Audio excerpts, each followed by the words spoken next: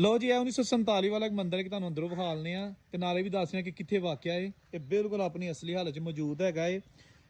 ਜ਼ਿਲ੍ਹਾ ਨਾਰੋਵਾਲ, ਤਹਿਸੀਲ ਸ਼ਕਰਗੜ੍ਹ ਤੇ ਪਿੰਡ ਲਾਲੀਆਂ। ਇਹ ਹੈਗਾ ਸ਼ਿਵ ਮੰਦਿਰ, ਠੀਕ ਹੈ ਨਾ। ਇਹ ਅੰਦਰੋਂ ਵੀ ਤੁਹਾਨੂੰ ਵਿਖਾਲਨੇ ਆ। ਪਹਿਲਾਂ ਤੁਹਾਨੂੰ ਤੋਂ ਵਿਖਾ ਲਈਏ ਇਹਦੇ ਉੱਤੇ ਜਿਹੜਾ ਡੋਮ ਦੇ ਉੱਤੇ ਅੱਜ ਵੀ ਇਹ ਦੇਖੋ ਸਾਰੇ ਨਿਸ਼ਾਨ ਬਣੇ ਨੇ, ਠੀਕ ਹੈ ਨਾ।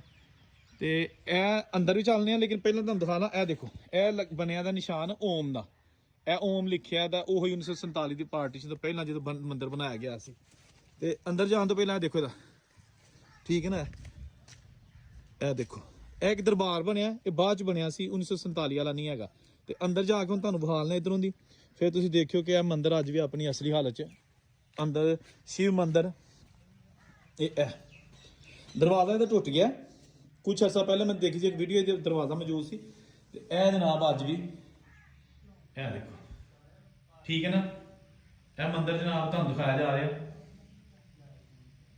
ਇੱਕ ਪਿੰਡ ਹੈਗਾ ਏ ਤੇ ਪਿੰਡੋਂ ਬਾਹਰ ਇਹ ਮੰਦਿਰ ਬਣਾਇਆ ਗਿਆ ਏ। ਇਹ ਪਿੰਡ ਹੈਗਾ ਲਾਲੀਆਂ। ਇਹ ਲਾਲੀਆਂ ਪਿੰਡ ਤੇ ਪਿੰਡੋਂ ਬਾਹਰ ਮੰਦਿਰ ਜਿਹੜਾ ਇਹ ਬਣਾਇਆ ਗਿਆ ਏ। ਇਹ ਵੀ ਜਨਾਬ 1947 ਦੀ ਨਿਸ਼ਾਨੀ ਹੈ।